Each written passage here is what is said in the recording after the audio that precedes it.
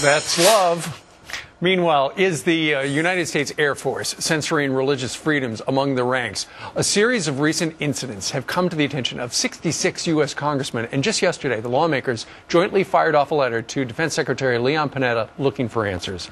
Virginia Congressman Randy Forbes is the co-chair of the Congressional Prayer Caucus, is among those who signed the letter, and he joins us live here in New York. Good morning to you. Good morning, Steve. What is the Air Force doing that you've had a number of constituents contact you and complain about? Steve, it's egregious where they're going now. As you know, the Navy not too long ago actually banned Bibles from being brought in hospitals, even if it was a minister bringing in there. The Air Force has come out and ruled that the word God can't be used in the Air Force, even if it doesn't have a religious context. They have said that their officers can inform their people that are serving under them of programs that the chaplains might have, even if they're approved programs. They won't let them inform them of them.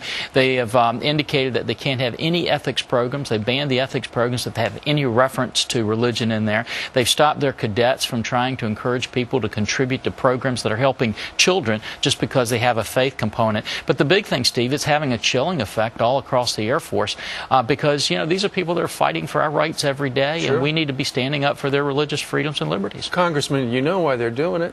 Oh, they don't want to offend anybody. It's the PC police. They're cracking down now on the military. Well, Steve, they're doing that, but they're offending a lot of people. Yeah, we've got over 2,000 chaplains in an alliance that are supporting what we're doing just to start getting some answers and saying, wait a minute, enough is enough, and we need to make sure we're guaranteeing these religious freedoms from people that are fighting to defend us. Okay, so you've contacted Leon Panetta. You've written, you and 65 other congressmen have written a letter saying, come on, give us some answers.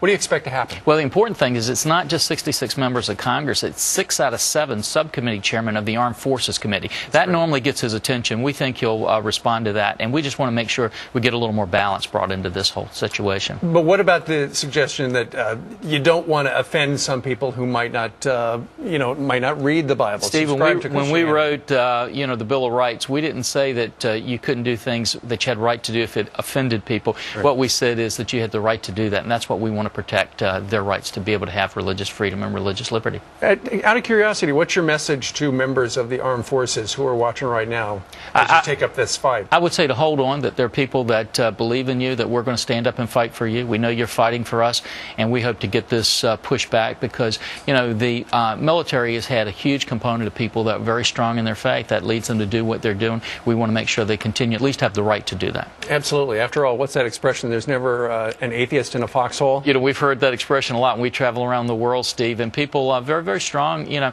they should have the right to either support their faith or not, but it ought to be their decision, not some general sitting at the Pentagon. All right, Congressman Randy Forbes from Virginia. Sir, thank you very much. Thank you, Steve. Great to have you here in New York. Thanks. All right. Meanwhile, straight ahead on this Friday morning, Nancy Pelosi